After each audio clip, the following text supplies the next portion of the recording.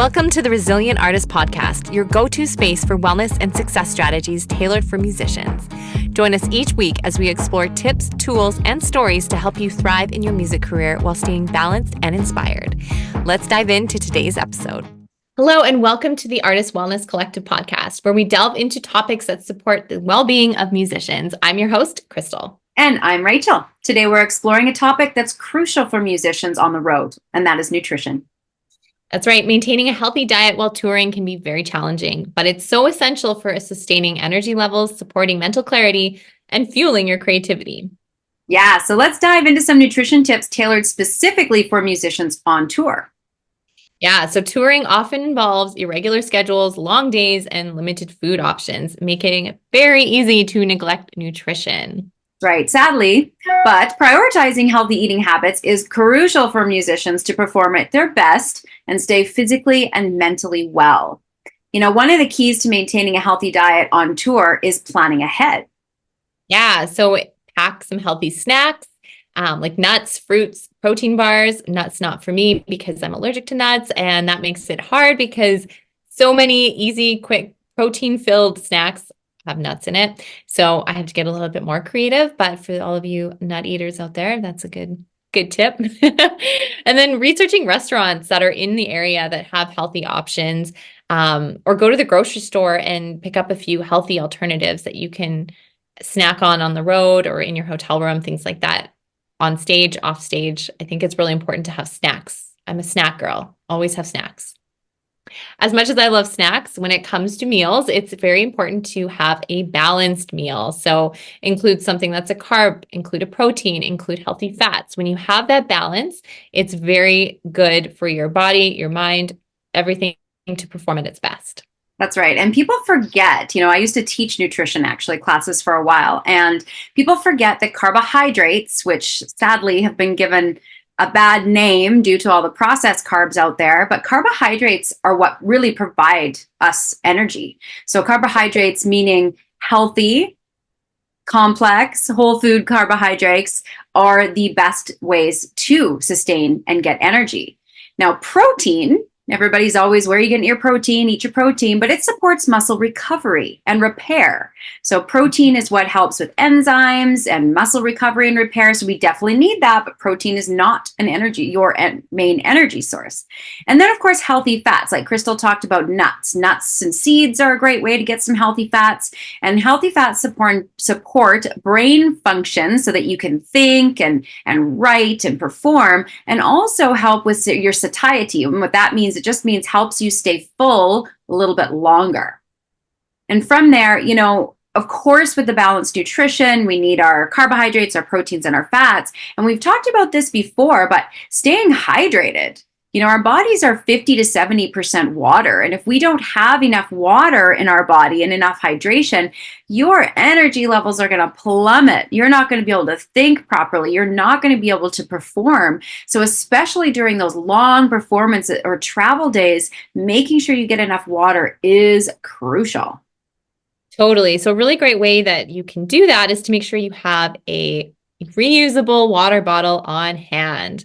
That's something that saves me whenever I'm traveling. I always make sure I have my water bottle so that I can fill it up and I'm staying hydrated throughout the day. The next thing we want to talk about is mindful eating. So mindful eating involves paying attention to hunger and fullness cues, as well as savoring and enjoying the flavors of your food. So really taking a moment to think, am I hungry? Do I want to eat more? Do I need to eat more? There's so many times I'll be eating and something's just so good, like a pizza. You're like, oh, this is so great. I want to just keep eating. And then you're so stuffed and you feel horrible after. So something that I like to do is when I feel satisfied hunger-wise, not taste-wise, but hunger-wise, when I feel satisfied, I take a pause, I have some water. I'll even get up, maybe do the dishes. And then if I'm still hungry at that point, then I'll eat more pizza, or whatever the food is. But if I'm not, which I typically am not, then I put the food away and save it. Yeah, and these mindful eating techniques are so important. It not only helps prevent overeating, but it also helps you support a healthy relationship with food. And when you're on tour, you're going to be busy, you're going to be running from here to there, so it might be harder to stop and really think about it. And that's great and that's fine. But as much as you can, making sure that you can stop, you can breathe, you can think about what you're eating, why you're eating it. And you can do this really anywhere, even in challenging environments like your tour bus or backstage green rooms. You can take that moment. And even if it's just one bite, savor that bite, slow things down, and just almost even close your eyes and just think about how the food that you're eating is nourishing your body and supporting you while you're on your tour. Yeah, I love that. That's really, really important. That just kind of brought me back to some days. I remember when I lived in Atlanta, it was a very busy, busy time, and I was never thinking about food. This was before I delved into the world of food and nutrition and how all this wonderful, magical things that when you eat right, you feel better. It was before that period. Um, and I wouldn't think about what I was eating, and I probably made very unhealthy food choices, and I felt very tired and just groggy and not clear-headed and really just more of a negative mindset, I would say. But with food, I'm just having some flashbacks now as we're talking about it, is I wouldn't pay attention to what I was eating, and all of a sudden I ate a whole box of crackers or a whole bag of licorice or, a whole tray of cookies, whatever it was. I wasn't thinking about eating. I was just eating to fill a void, if you will, which is a whole nother conversation. But now practicing mindful eating, that doesn't happen. So because I don't need it, my body doesn't need it, my mind doesn't need it, right? That's right. And sadly, we're not taught that a lot, that nutrition, what we eat is going to determine how we feel. And, for some reason, I don't know why this has happened. I've always, being a nutritionist myself, I've always wondered, why don't people realize that nutrition is what fuels our body? It's what heals our body. It's what gives us energy. It's so important. When an athlete is training for a competition or some sort of game, I mean, their nutrition is on point, and they know that if their nutrition isn't on point, they're just not going to perform properly. Right. So even as a musician, I always think of musicians as athletes, because you need to perform. You need to be out there. Your body is physically moving. And if you're not fueled properly, you're just not going to be able to perform it at its best. Yeah. And while it's important to focus on getting nutrition from whole foods, of course, that's where I'm really ingrained in, is whole food nutrition. I'm a big fan of supplements, because I truly believe that there's a lot of supplements out there. Now, there's a lot of good supplements. There's also a lot of bad supplements. So I think it's really important to understand what supplements that you are taking, always talking to an educated professional about what you're taking, why you're taking it. But supplements can be so beneficial for filling the gaps in your diet, and especially for somebody who is out on tour. Yes, 100%. So some things that I really like taking are vitamin D, the sunshine vitamin. That's a great, great one. Vitamin B, to help with my energy. Now, I'm not recommending everyone take these vitamins, because I am not your doctor nor your naturopath. So these are just simply my things that I like to take. Omega-3 fatty acids are really great. As we talked about before, that helps the brain function, the clarity, the heart health, all those great things. And then a daily multivitamin, collagen, things like that. It's things that I like to put into my daily routine. Electrolytes, especially when I'm performing. If my electrolytes are down, if I have a day where I'm like, I didn't drink enough water today, I need a little bit of a boost, I'll have some extra electrolytes to help me push through and recover properly. Yeah, and I think, Krista, I love that you did a little bit of a kind of a, disclaimer there, because Yeah. I think it's really important that people know that, I always say to my clients and people I talk to about nutrition and supplements. Now, I am educated on supplements, and I've been studying supplementation for 20 years. But I think it's really important that you really know where your supplement information is coming from, not just seeing something online and saying, yay, this is what we want to take. No, but really understanding, has that supplement been researched? Do, like, the medical professionals and, natural professionals and professionals in general, do they really understand what it is, how it's going to work for you? Because every supplement can work differently for everybody. And like food, I'm a big advocate for that as natural as possible, the better. If it's fake, it's not going to work as well in the body. If it's natural, the body knows what to do with it. So again, just kind of an extra disclaimer there. I wouldn't be running out and grabbing all these supplements. Just really do your research, really understand where the supplements are coming from, and by all means, talk to an educated professional on what that means. There's a lot of people, I think, they're also taking a lot of supplements that they don't need.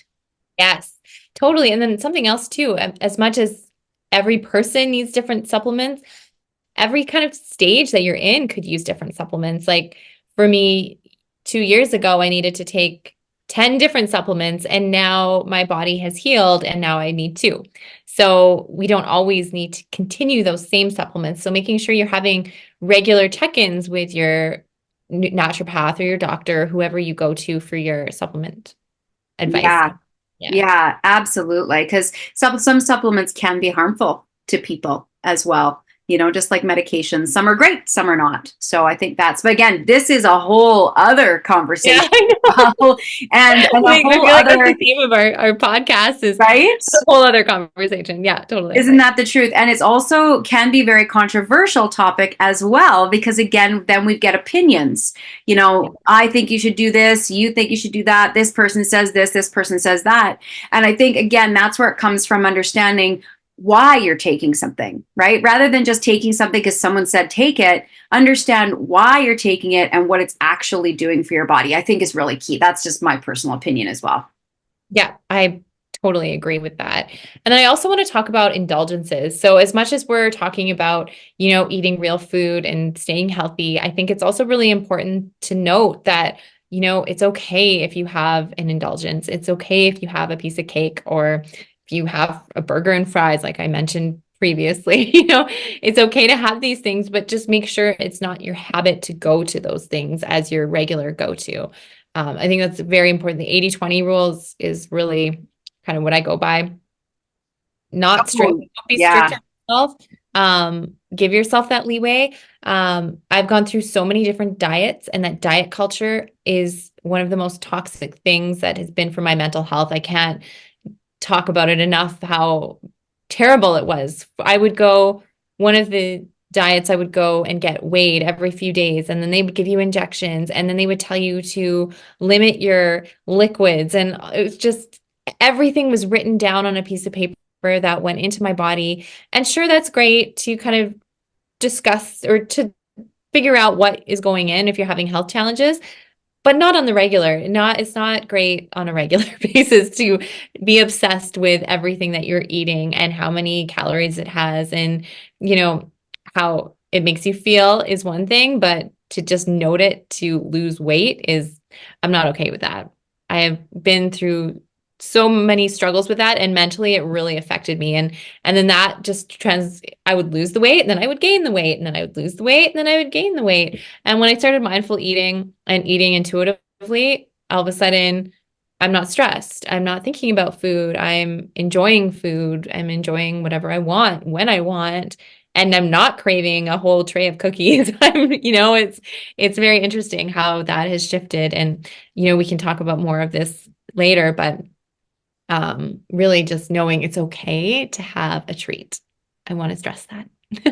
I love that you said that because it's so true. I think, especially as women, we've probably been on every diet in the book.